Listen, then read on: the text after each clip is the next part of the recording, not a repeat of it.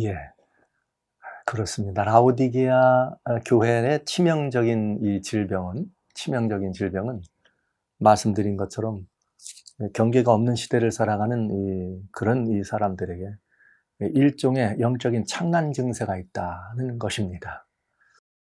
이 영적인 창난 증세가 일어나는 데는 여러 가지 많은 원인 이렇게 있겠지만, 신앙적인 영적 창난 증세는 어디서 오는가?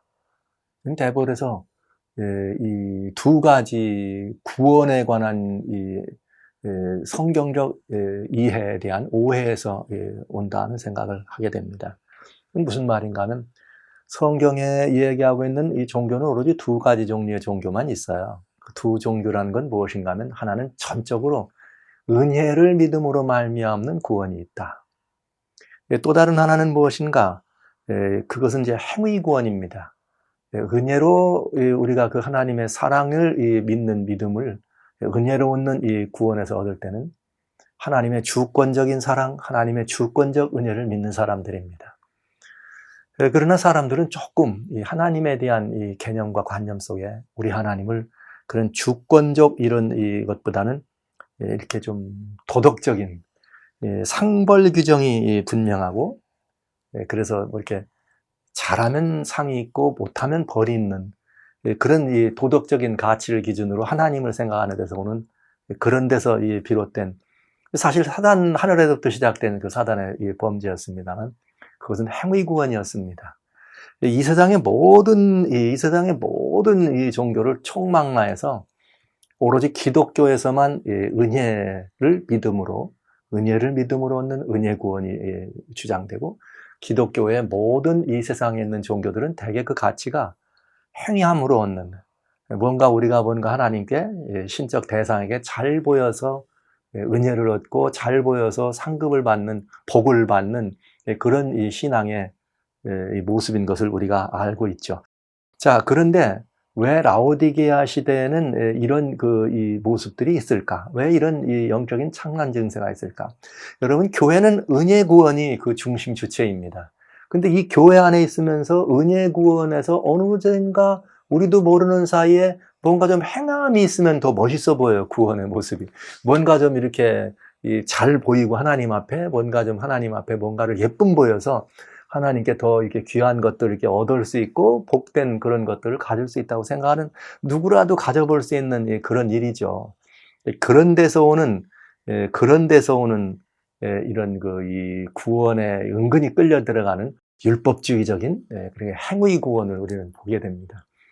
여기 라오디게아 사람들에게 있는 이 신앙의 모습에서 이것은 아주 중요하게 드러나는데, 이 두 가지 구원의 요소 가운데 라오디게아 성도들이 가지고 있었던, 보여주는 구원의 요소는, 첫째로는 무슨 구원의 요소인가? 율법주의였어요. 그들은 형식만 무성해. 내용은 누가 없고요? 예수님이 계시잖아요. 소위 우리는 매너리즘이라고 하는 표현을, 그렇게 이 말씀을 많이 할 수 있어요. 저는 이거를 요즘 좀 이런 말로 바꿔서 좀 이런 표현을 좀 씁니다. 이런 매너리즘이나 이런 곳에 빠져 있는 신앙의 모습, 행위 구원의 모습을 저는 행위 바이러스다.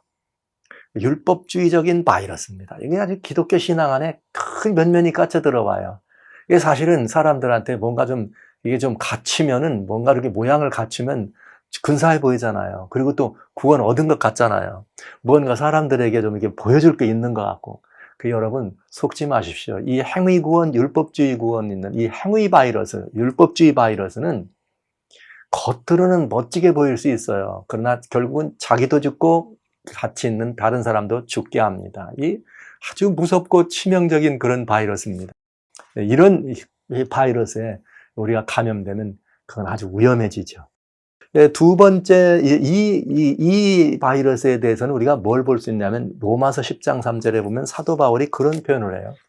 너희가 하나님의 의는 모르고, 하나님의 의는, 은혜로 우리에게 주어지는 의가 하나님의 의입니다. 하나님의 의를 모르고 힘쓰고 애써서 뭘 이루는가? 하나님의 의는 복종치 않고 자기의 의를 이렇게 좇아가려고 하는 이런 모든 것들이 다 행위 바이러스, 이렇게 인데서 나오는 이야기죠.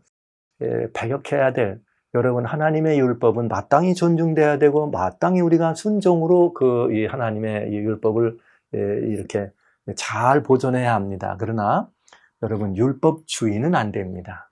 율법을 지킴으로 말미암아서 구원에 들어갈 수 있다든지 율법을 지킴으로 말미암아 하나님께 더 큰 은혜를 받는다든지 하는 이런 개념에서 오는 이 행위 바이러스, 율법주의 바이러스는 우리 모두를 병들게 한다는 사실. 바로 라오디게아 교회는 그래서 예수님은 계시지 않아도 행동은 많았어요. 너무나 많아서 부자라 부유하여 부족한 것이 없다고 할 정도였습니다. 이런 모습들이 바로 이 행위 구원의 이런 그 주관, 율법적인 그런 이 형식만 무성한 그런 주였다는 사실을 우리는 알 수가 있어요. 또 하나 있어요. 하나는 또 무언가 하면은 이건 무슨 바이러스인가 하면 인문주의, 혹은 인본주의라고. 하나님이 중심이 아니라 신앙도 내가 중심, 인본, 사람이 중심이 되면 어떤 것들이 높여지게 되느냐? 거기는 사람들이 생각하는 이런 것들, 흔히 신앙 안에서도 요즘 유행하는 말처럼 좀 지나갔지만은 왕자님 바이러스, 공주님 바이러스 같은, 적어도 신앙은 나 정도는 해야지. 그러면서 자기가 신앙의 표준이 되려고 하고, 뭘 믿는다면 이 정도는 해야지. 그러면서 뭔가 표준이 되려고 하는 이런 모든 이야기들은 그건 전부 다 왕자병이에요. 소위 공주병입니다. 그래서 자기가 뭔가 좀 이렇게 높임받고 말이에요. 인간이 조금 더 칭찬받고 내가 좀 뭔가를 더 이렇게 보이려고 하는. 그래서 더 무언가를 좀 많이 해야 되고, 더 다른 사람들보다는 더 많은 뭔가를 좀 이루어야 되고, 헌금을 해도 더 많이 해야 되고, 선교를 해도 더 많이 나가야 되고, 무슨 일을 해도 더 많이 뭔가를 해야 되는 것처럼 생각하는 이런 바이러스, 아주 고약한 바이러스죠. 내가 중심입니다.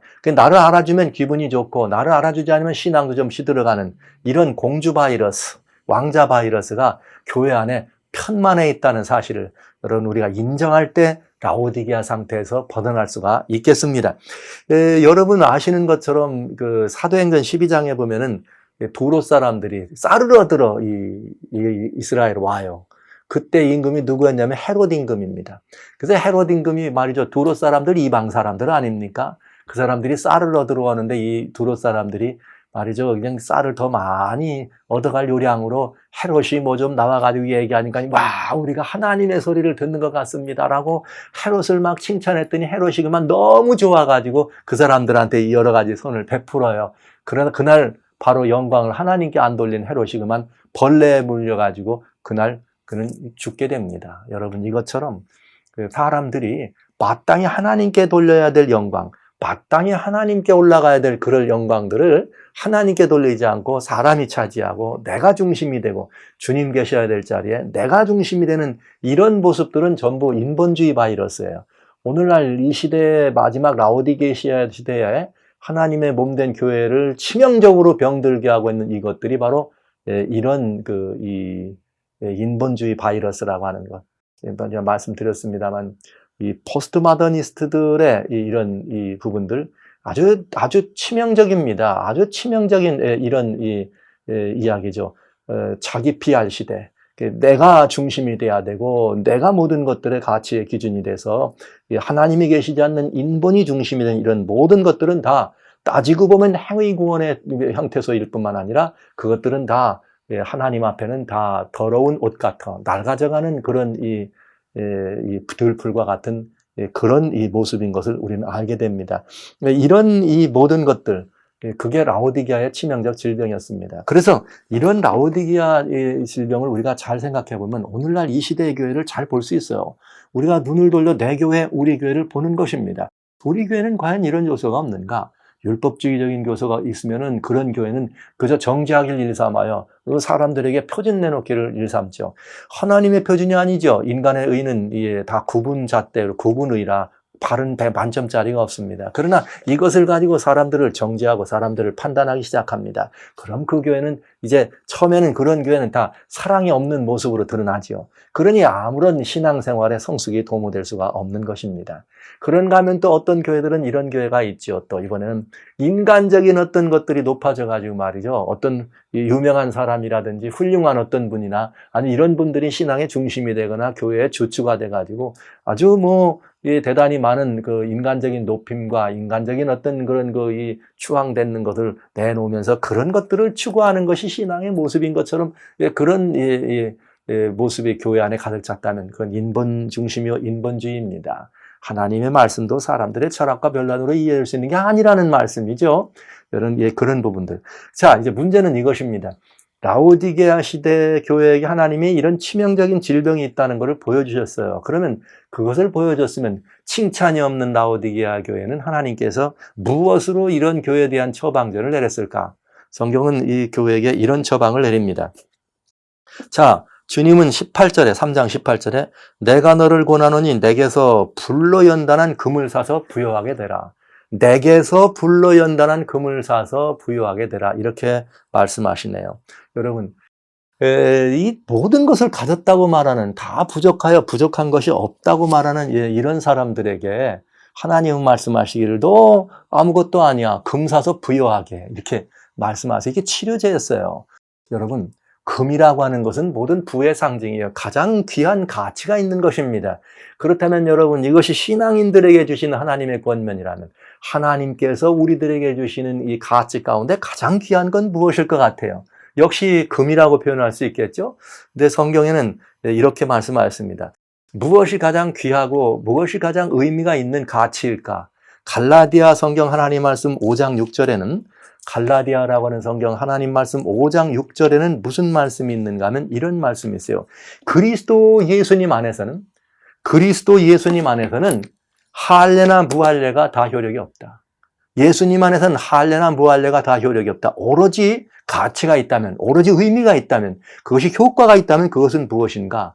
그것은 오로지 사랑으로 역사하는 믿음뿐이다. 놀라운 이야기입니다. 우리는 많이 사랑 많이 얘기해요. 교회 안에서 사랑 지금처럼 사랑이 보편화되고 사랑이라는 얘기가 편만했던 게 일찍이 없었을 것 같아요. 우리 포스트 마더니즘의 포용주의 시대니까 모든 걸 다 사랑해야 되지 않아요? 있는 그대로 사랑하세요. 그러다 보니까 죄도, 사람들이 그런 말을 많이 합니다. 제가 또 이 말씀 하나 드려야 돼요. 오늘날 유행하는 말이 무슨 말이에요? 하나님은 죄인을 사랑하신다. 그 죄인을 사랑하신 건 어떡하자고요?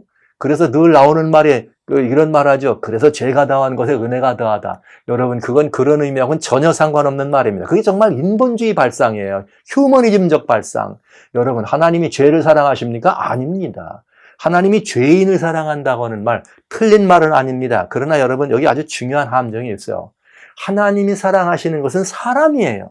하나님이 우리를 사랑하세요. 비록 그가 넘어져서 잘못되고 실족하여 죄를 범했을지라도 주님이 우리를 사랑하신 것입니다. 그가 죄인이기 때문에 더 사랑하신 것이 아닙니다. 그가 죄를 범했기 때문에 뭐해서 사랑하는 것이 아니에요. 하나님은 사람을 사랑하십니다. 너무나 사랑하셨기 때문에 죄로 인하여 죽어갈 우리들을 그냥은 못 봐주시고 어떻게든 살게 하시려고 우리에게 복음 주시고 말씀 주시고 여러 가지 다양한 방법으로 우리를 끌어내 주시는 것입니다. 여러분 명심하시기 바랍니다. 하나님은 사람을 사랑하세요. 죄인을 사랑하시는 말이 틀린 말은 아니지만 이 성서적으로 바른 표현은 아니라는 것을 좀 미리 말씀을 드립니다. 자, 그래서 우리는 사랑이라는 말이 이렇게 두루 유통되고 있는 그런 시대를 살아가는데 성경은 이렇게 말해요. 사랑이라겠는데 그 사랑이 무엇으로 이렇게 이 사랑으로 나타난 역사냐? 믿음에서부터 나오는 사랑으로 역사하는 믿음이라 이렇게 표현했어요. 신앙은 믿음에서부터 출발하는 것이니까 의인은 오직 믿음으로 말미암아 살리라 함과 같으니라. 의인은 믿음으로 삽니다. 그런데 그 믿음이란 신앙의 기본입니다. 그런데 그 기본되는 그 신앙이 믿음인데 믿음은 믿음인데 어떤 믿음이냐? 그 믿음이 사랑으로 역사해야 합니다. 사랑으로 역사하는 믿음이 우리 최고의 믿음이라고 하는 그런 말이죠. 그러니까 여기 이 주님 말씀하신 것처럼 내가 불로 연단한 금을 사라 이 말은 내 믿음이 사랑으로 역사하는 믿음이라야 된다. 그래서 이 사랑으로 역사하는 믿음인데 이것을 누구한테 사라고요? 내게서 사라고. 이유가 있죠. 하나님 말씀 에베소 2장 8절에 보면 우리가 구원 얻은 것이 다 은혜를 믿음으로 구원을 얻습니다. 그런데 이 은혜로 구원을 얻었는데 이 믿음이 어디서 나온 것인가? 믿음은 하나님의 선물입니다. 여러분, 믿음은 하나님께서 우리에게 줄 수 있는 유일한 선물이 되겠습니다. 오로지 이 믿음은 하나님 외에는 다른 데서 나오지 않습니다. 그러니까 믿음은 하나님께로 주시는 것이니까 하나님께로 와서 이 믿음을 구하라 이런 말이죠. 그래서 우리는 하나님께로부터 이 믿음을 구하고 이 믿음을 이렇게 우리에게 이렇게 더 돈독하게 해서 이 금을 사서 부여하게 한 이후라야 흰 옷을 살 수 있어요. 그래야지만 이 그리스도인 부의 원천은 믿음이 있기 때문에 그 믿음으로 우리는 하나님께서 우리를 의롭다 불러주시는 흰옷을 입을 수 있지 않겠습니까?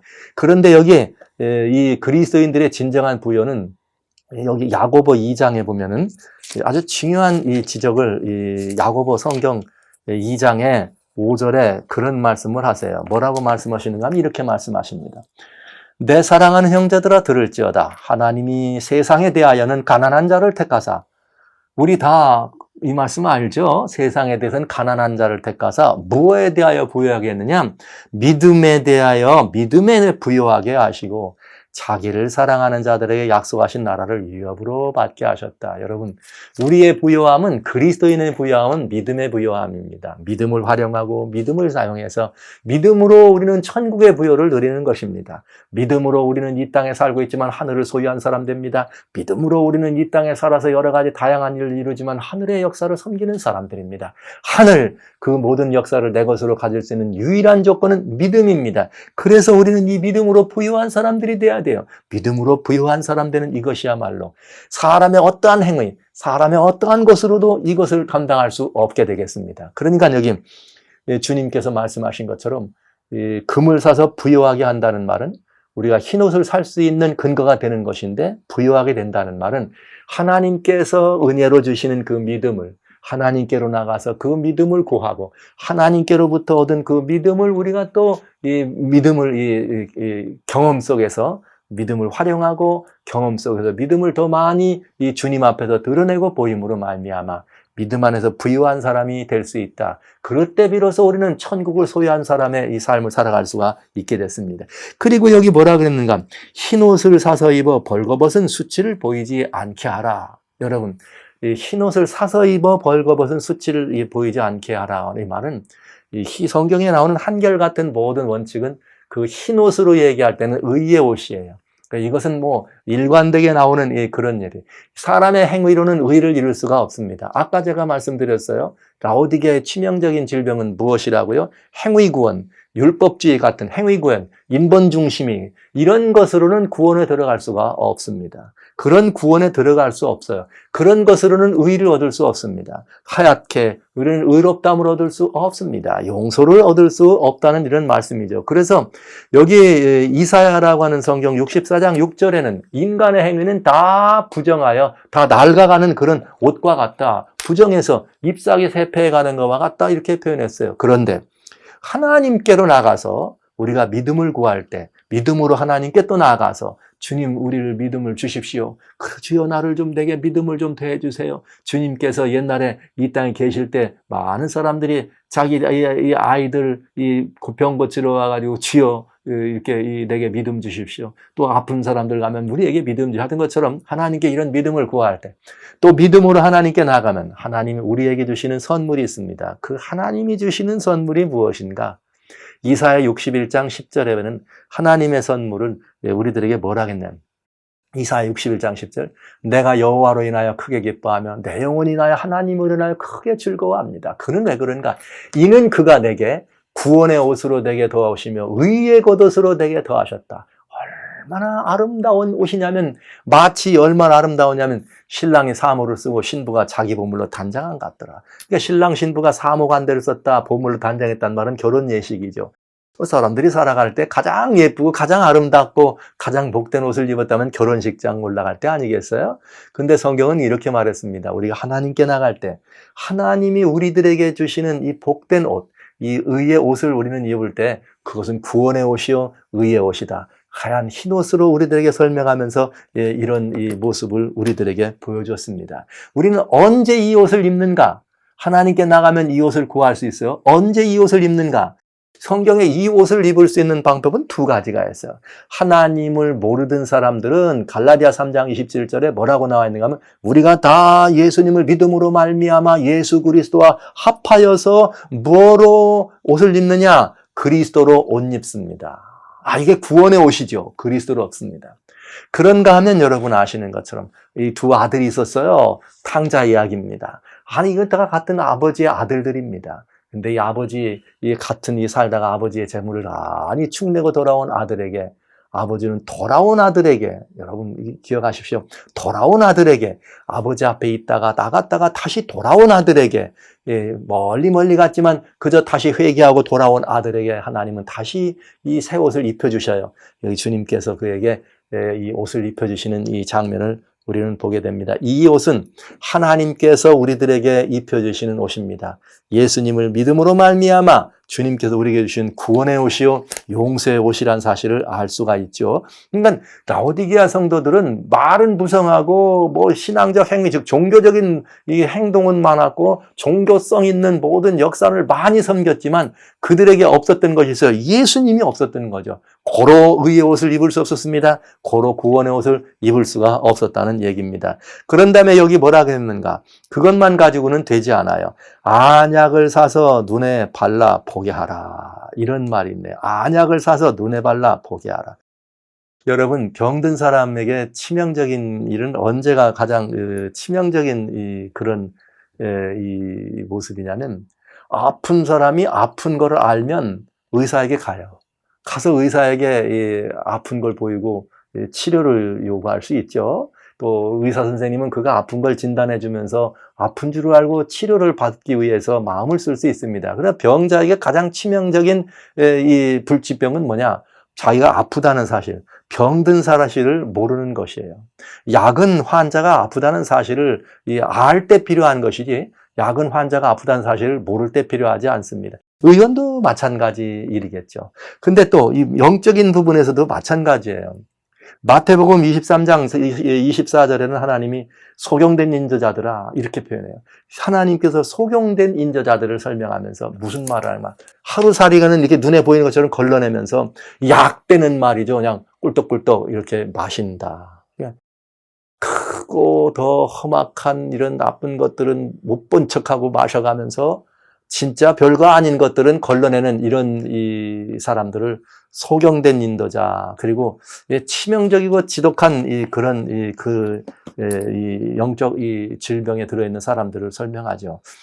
여기 눈에 안약을 사서 발라야 된다는 말은 신령한 것을 구분할 줄 모르는 사람들에게 신령한 것을 구분하기 위해서 우리들에게 무엇을 구하란 말이냐? 고린도전서 2장에 주님 분명히 말씀하십니다. 13절 14절에 신령한 것은 신령하는 것으로만 구분할 수 있습니다. 그렇기 때문에 우리는 성령께서 우리의 마음을 감동 주시고 성령께서 우리 마음에 깨우침을 주실 때에만 이것을 깨달을 수 있다고 하는 것이죠. 그래서 여기 안약을 사서 눈에 발라 보게 하라 이렇게 말씀하신 것은 영적인 것은 영적인 것으로야 분별할 수 있으니 성령으로 진리의 성령을 우리가 영접해서 성령이 나를 인도하게 하고 성령의 인도하심을 받아서 우리가 이렇게 이 땅에 살아가고 있지만 하늘 신민으로서 부자간 것이 없이 하늘을 추구하면서 살아가는 사람으로의 삶을 살아갈 수 있도록 우리를 권고하고 권면하는 약속입니다.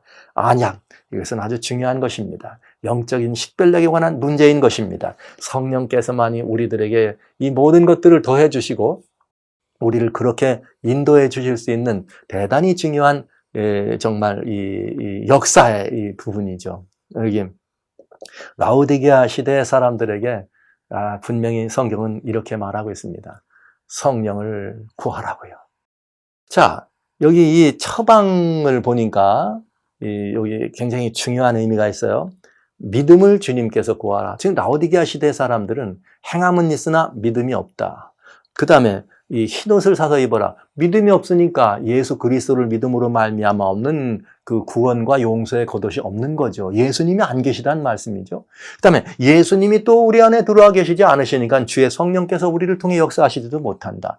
그래서 이 삼중의 질고를 앓는 이 사람들에게 성경은 아주 분명하게 말씀하시는 것입니다. 사랑하시는 형제 자매 여러분, 믿음, 하나님께 가서 은혜를 얻을 수 있는 이 믿음으로 우리는 부유한 사람이 돼야 되겠습니다. 그리고 주님 예수 그리스도께서 우리들에게 그처럼 십자가에서 벗으시고 입혀졌던 이 의의 옷, 이 구원의 옷을 우리가 다시 한번 이 주님께로부터 사서 입어야 되겠습니다. 왜 내게 살아겠는가? 주님밖에는 주실 수 있는 분이 없기 때문에. 이게 왜 특별히 여기에 이런 말이 되어 있는가? 오늘날 여러분 한번 보십시오. 이 종교, 이 다원론적인 그런 종교관 속에서는 구원도 다양한 방법으로 얻을 수 있다고 얘기 안 합니까? 그래서 명상해도 구원이 있고, 어디 가서 공을 들여도 구원이 있고, 뭘 해가도 구원 있고, 혼자 앉아가지고 뭘 좀 봉사활동 마냥 구원이 있고, 그런 구원으로는 성경이 말하는 구원에 들어갈 수 없다 이 말씀이죠. 세상이 말하는 구원은 의미가 달라요. 많은 사람들이 구원이 뭐냐고 물어보면 그렇게 대답할 수 있어요. 예. 구원이 뭐냐면 그저 가면 마음이 편안해지는 것? 아니면 우리의 심령에 뭐가 좀 이렇게 만족으로 차는 것? 아니면 또 어떤 사람들은 구원의 의미를 한 걸음 더 나가가지고 기복적으로 그래요. 바라던 것을 이룰 때 마음에 만족이 오는 게 구원이다. 그런 것들이 구원인가? 뭐 빵점은 아닙니다. 왜? 그 구원의 결과로서 그런 일이 임할 수 있으니까요. 그러나 여러분, 진정한 의미에서의 구원이란, 성경이 말하는 구원이란 인간의 근본이 무엇인가? 영생하도록 주님께서 우리들에게 은혜로 영생하도록 우리에게 자격을 주셨던 놀라운 존재였습니다. 그런데 우리가 범죄함으로 말미암아 이 영원한 생명을 잃어버리고 하나님과 교통할 수 있는 놀라운 특권을 잃어버리게 된 것이죠.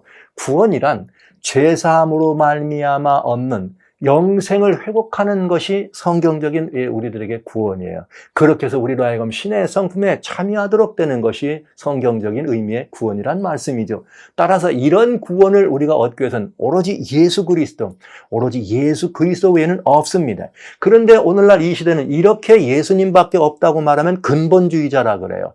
구원은 오직 예수님뿐입니다. 그러면 사랑이 없는 근본주의자라 그래요. 그들은 오늘날 보편적인 사회에서는 퇴출당해야 될 대상으로 얘기합니다. 그러니 성서적 구원관을 가리키면 그는 성경이 입각한 구원관은 가리키는 사람을 근본주의자라, 그래서 이 세상에서는 어울리지 않은 퇴출해야 될 사람으로 가르치는 이런 시대를 우리가 살아가는 것이죠. 그렇기 때문에 성경은 그런 시대를 향해 말하기를 No! 내게 와서 믿음으로 불로 연단한 금을 사고 내게 와서 흰옷을 살았고 주님께서 용서해요 구원의 옷은 오로지 주님밖에는 우리에게 주실 자가 없다는 말씀을 여기 단호하게 말씀하시는 것입니다. 이러한 부분에 대한 깨달음을 얻게 하기 위해서 인간을 진리로 이끌어 가시는 우리 주님 말씀, 요한복음 16장 13절에 주님 말씀하지 않았습니까? 진리의 영인 성령께서 오시면 그가 너희를 모든 진리로 인도하겠다. 진리 예수님께로. 그러니 여러분, 그분이 우리를 올려오셔서 주시고자 하시는 여러 가지 말씀, 이 모든 것들을 통해서 할 수 있는 구원의 완벽한 이치를 깨닫게 되는 것이며, 라오디기아를 살릴 수 있는 하나님의 권면의 말씀이 여기서 이렇게 분명하게 역사되고 있는 것입니다. 자, 주님의 처방은 이렇게 분명하네요. 주님의 처방이 이렇게 분명해요. 그러면서 이런 이 영적 처방을 주시면서 마지막 기회로 우리에게 호소하시는 것입니다. 여기 3장 19절. 그런데 무릇 내가 사랑하는 자를 책망하여 징계하노니 그러므로 내가 열심을 내라 회개하라. 지난번에 잠깐 말씀드렸어요. 여기 7시대 모든 교회에 대해서 성경이 얘기하십니다. 그러나 이 모든 성경에 대하여 얘기할 때 다른 어떤 교회도 사랑한다는 말을 하지 않으셨어요. 여기 제일 주님이 내 입에서 너를 내칠, 버가모도 그렇게 말씀하지 않으셨어요. 두아디라도 내친다는 말씀까지는 하나 하셨습니다. 에베소 교회 촛대로 옮길 수 있다는 말씀하셨습니다. 그러나 이렇게 내가 너를 내칠 거야 이런 말씀을 하신 교회는 없어요. 그런 말씀을 하신 교회는 없는데 그만큼 그 교회의 상태가 바닥이었다는 얘기죠. 바닥이었지만 하나님은 다른 교회에게 하지 않은 말씀을 하신 것입니다. 내가 너를 사랑한다고. 그러니 너는 어떻게 하라고요? 내게로 돌아오라고. 그래서 여기 회개에 대한 이야기를 우리에게 아주 쉽게 설명해 주셨어요. 회개가 오늘날 신학이나 혹은 여러 교회나 다양한 이런 데 경험들을 얘기하는 과정에서 너무 회개를 어렵게 말했기 때문에 이 회개가 오늘날 우리 주변에 별로 이렇게 듣기 좋은 소리가 아니고 꺼림칙한 말처럼 들렸어요. 회개하시오 그러면 되게 싫어해요. 회개하라 그러면 너무 어려워해요. 근데 여기 간단한 일입니다. 회개가 성경적인 부분으로 여러분 말씀하시면 이 회개는 어떤 회개냐? 하나님이 이끄시는 회개입니다. 그런데 그 하나님이 이끄시는 회개는 무엇인가? 20절 볼지어다 내가 문 밖에 서서 두드리노니 볼지어다 내가 문 밖에 서서 두드리노니 누구든지 내 음성을 듣고 문을 열면 내가 그에게로 들어가 그로 더불어 먹고 그는 나로 더불어 마시리라. 살아계신 성도 여러분, 그렇습니다. 오늘 우리가 해야 될 진정한 회개란 무엇인가? 물론 여러 가지 많은 신학적 용어나 다른 성서적 용어를 들어서 회개를 설명할 수 있겠습니다. 그러나 오늘 우리는 단순합니다. 그리스도이신 예수님을 마음에 모셔드려야 합니다. 예수 그리스도를 마음에 모셔드리면 지금까지와는 전혀 다른 삶의 방향이 주어집니다. 그래서 내 이 인생의 방향을 바꾸는 것입니다. 내 인생에서 하나님, 내 안에 계신 예수님의 삶으로 바뀌어지는 것이죠. 내가 지금까지 가던 그런 곳에서, 내가 지금까지 가던 그릇된 방향에서 이제는 하나님을 향한 방향으로 옮기는 것이죠. 이것이 회개입니다. 이 회개가 가능하려면 예수님을 내 안에 모셔드리는 것입니다. 라오디게아에 진실된 모습은 무엇인가? 포스트 마더니즘이라고 하는 이 시대의 가장 중요한 첫 번째 원리는 무엇인가? 세속주의예요. 세속주의란 하나님이 계시지 않다는 이야기였습니다. 하나님이 계시지 않다고 하는 이것이 세속주의라고 하는 사실을 우리가 생각한다면 이건 굉장히 중요한 의미, 이것은 굉장히 중요한 이 사실들을 우리에게 가르쳐주고 있습니다. 여러분, 하나님이 계시지 않다는 말은 여기 예수님이 계시지 않다는 말이에요. 오늘 우리가 할 수 있는 일이 있습니다. 그것은 예수 그리스도를 모셔드리는 것입니다. 이 세상의 어떤 다른 무엇보다도 오직 예수밖에는 희망이 없습니다. 우리는 이렇게 예수님밖에는 우리에게 더 이상 이런 질병, 치명적인 질병을 고칠 수 있는 이런 모든 것이 없음을 명심하시면서 오늘 라오디게아에 보내는 권면의 말씀을 저는 여기 다시 한번 이 말씀을 읽으면서 볼지어다 내가 문 밖에서도 두드린다. 문을 열고 나를 영접하라는 말씀으로 이 말씀을 여러분들에게 이 7교회를 마감하면서 라오디게아에 보내는 권면의 말씀으로 말씀을 마치려고 해요. 이럴 때 주어진 상급이 내가 이기고 보좌에 앉은 것처럼 너와 함께 보좌에 앉으리라. 얼마나 아름다운 약속입니까?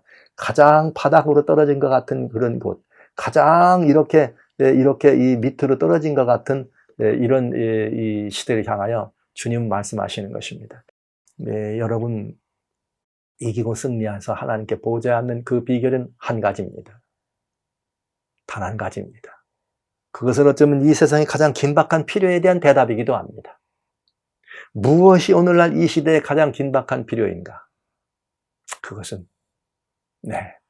예수 그리스도를 우리의 마음 안에 모셔드리는 것입니다. 주님이 모실 수 없던 이유는 문 밖에서 두드리시는데 좀 열고 들어오시면 안 되나요? 참 이상해요. 세상의 모든 문고리는 밖에서 열릴 수 있었지만은 마음 문만큼은 나밖에는 열 수가 없다네요. 오늘 우리 마음 문을 활짝 예수님을 향해 열고 예수님을 내 심령 속에 모셔드리면서 주여 오시옵소서 이렇게 모셔드리면서 내 인생의 모든 방향을 바꾸고 내 삶의 모든 방향을 바꾸고 주님과 함께 더불어 살아가는 이것이 가장 아름답고 복된 삶임을 우리가 한번 경험할 수 있다면 오늘 이것이야말로 이 세상에서 가장 아름다운 일 아니겠습니까? 주님 오실 날이 심히 가깝습니다.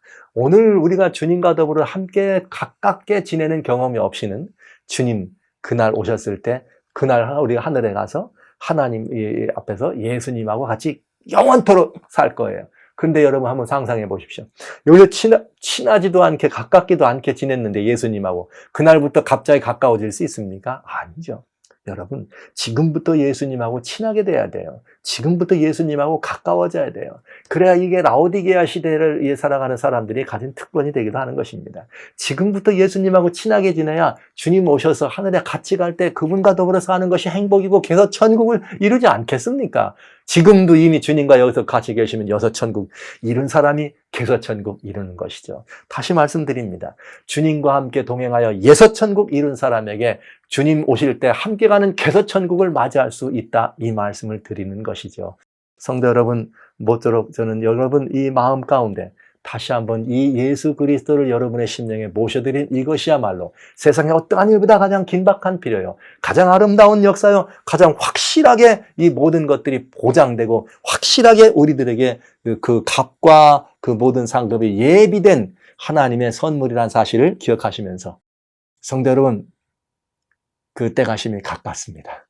그렇게 준비되어서 그렇게 하나님과 함께 오늘 하루가 가장 복된 날 그리고 지금 살아가는 이 시간이 가장 주님과 더불어 같이 있음으로 말미암아 행복된 그런 시간들을 우리 같이 누려보시기를 간절히 소원합니다.